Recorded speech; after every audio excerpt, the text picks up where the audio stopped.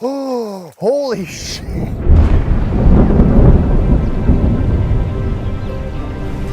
West Papua is home to over 300 different tribes, including one of the most isolated tribes in the world. How often are they being visited? This is not like touristic spot. They live in the jungle and then moving nomad life. 4 flights, a 2-hour drive, and miles of trekking through the rainforest has brought me here.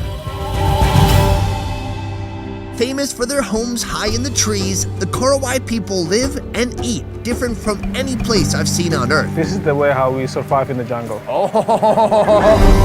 Today, I'll be making contact, How do I say hello? following in their footsteps, They just saw something in the woods here. and living the life of the Korowai people.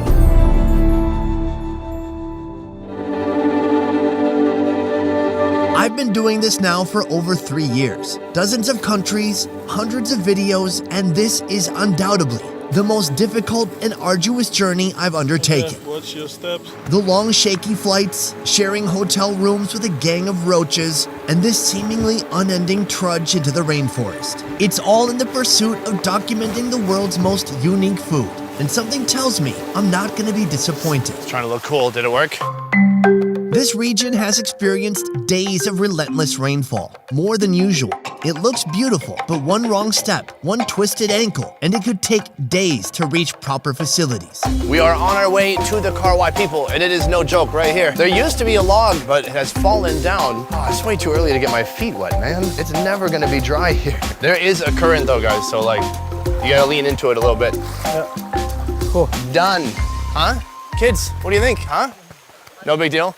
All right, they were here like half an hour ago.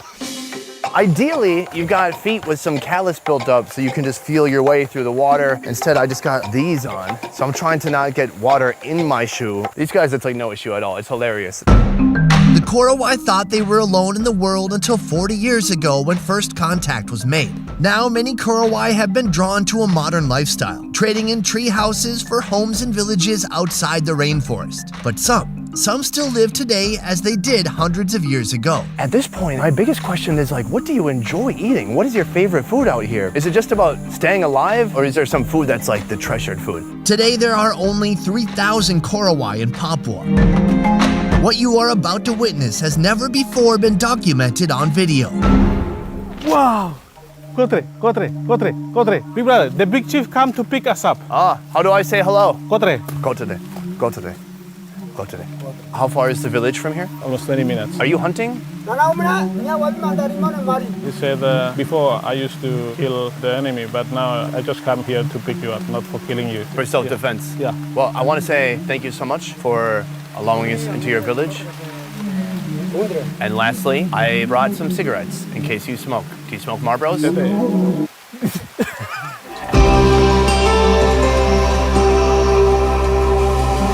This is a traditional Korowai treehouse. One side is dedicated to the women and the other side to the men.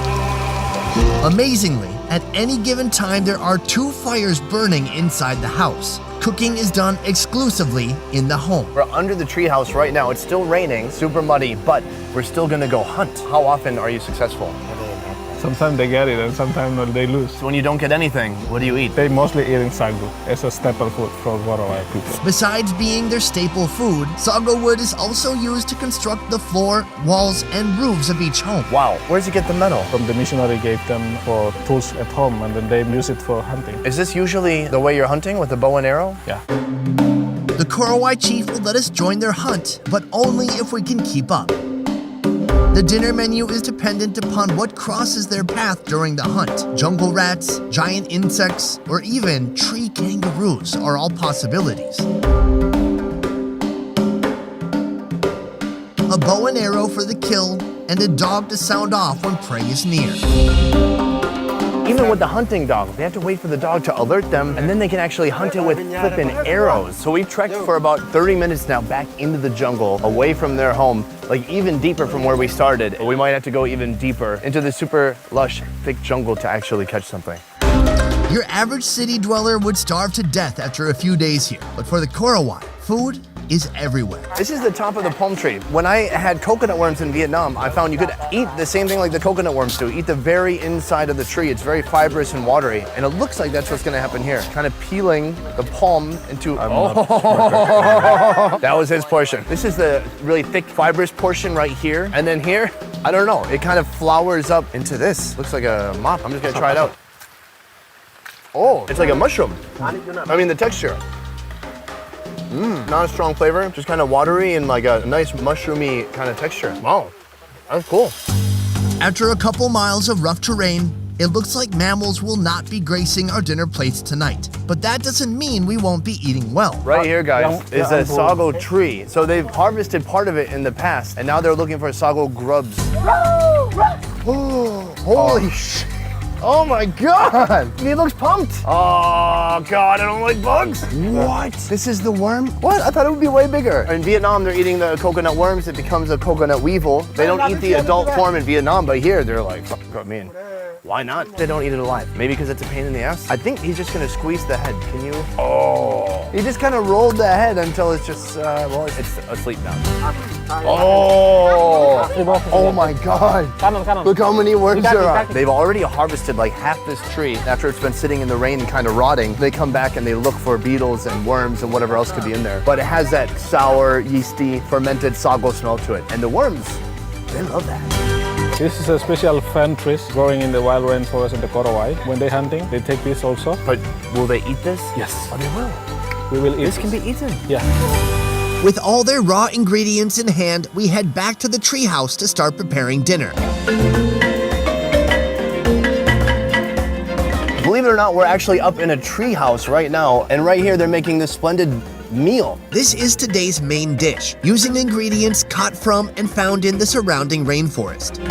It starts with a layer of dry sago tree starch, then a sprinkling of pica, a type of edible clay material. It tastes like clay. Oh yeah, sure. Dry sand. Same. The practice of eating earth or soil-like substances is nearly universal around the world in tribal and traditional rural societies. Clay minerals have beneficial microbial effects, protecting the stomach against toxins, parasites, and pathogens. And then they're putting on the fern. Then they put on all the sago worms from the tree. And then all this kind of fern right here. Yes. And then more on top. So this is kind of like a giant cake or something. Giant pizza or something. Okay. You're gonna put all these super hot rocks on here. Now they're gonna bundle all these leaves. It's like its own self-contained oven. And all of this is just stuff they caught and collected from right around here. Yeah. So cool. Oh, they're gonna put it on the fire. Oh, wow. 45, 35 minutes on the fire, and then we're gonna bust that open and eat it. What is that? This is the dry one. You will try.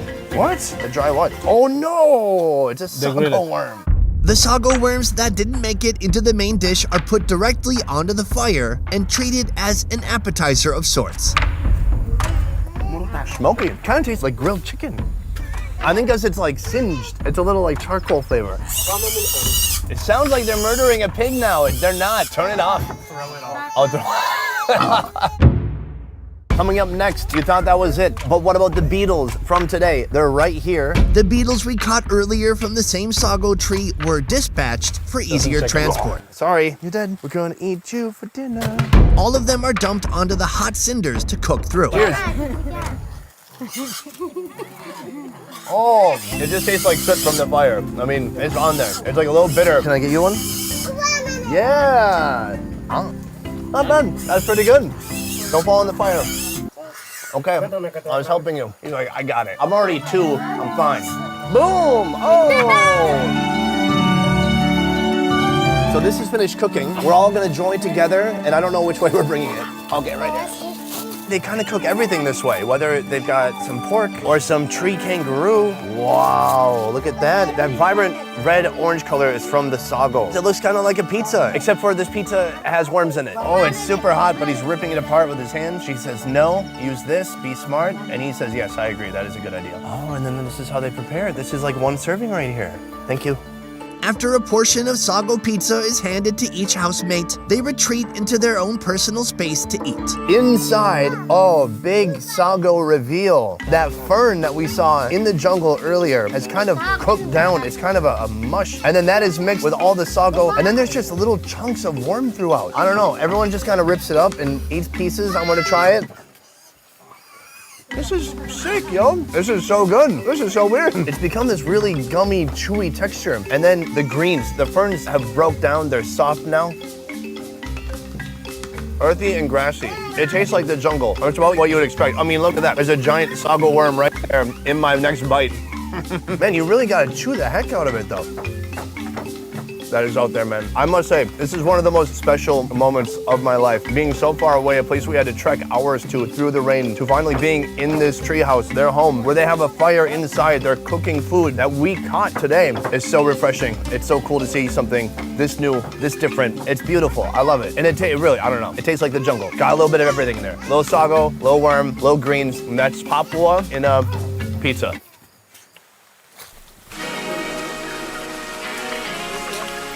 Every once in a while, it's good to get a reminder of just how soft I am. The real world for me consists of cameras, computers, and YouTube. The real world here consists of the real world. Using ancient knowledge, passed down from generation to generation, not through books or blogs, but through daily practice. Through my eyes, these rainforests are daunting and overwhelming. Where I see an endless list of potential hazards, the Korowai see food. They see medicine. They see tools. They see home. And a decade from now, when the apocalypse has wiped out most of the earth, when humanity is reduced to strangers battling over the last can of beans at a Walmart, the Korowai will be doing just fine.